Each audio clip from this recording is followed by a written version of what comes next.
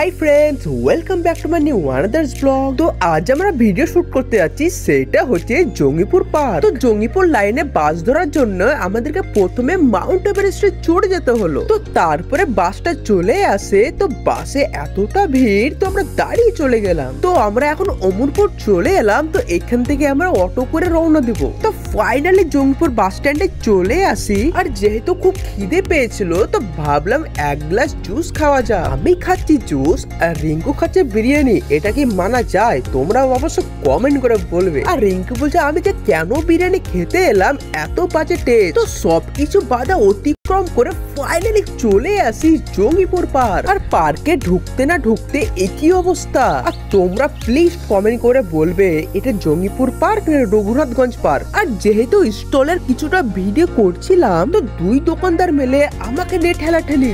দেন আমরা চলে এলাম বাঘ মশাইয়ের কাছে কিছুটা ভিডিও শুট করতে। আর যেহেতু আমি এখানে ভিডিও করতে এসেছিলাম, তো তারা ক্যামেরা দেখে পুরো মুখটাকে লুকিয়ে নিচ্ছে। তো রাস্তায় হঠাৎ যেতে যেতে একটা কুকুর কান্না করছে। তো জিজ্ঞেস করে বললো কি আমার গার্লফ্রেন্ড অন্য জনের সাথে ডেটিং করছে। আর যেহেতু আমাদের ভিডিও শুট করে অলরেডি কমপ্লিট হয়ে গেছে, তো আমরা ব্লগটা এই পর্যন্ত শেষ করছি। তো ফ্রেন্ডস, এই পর্যন্ত।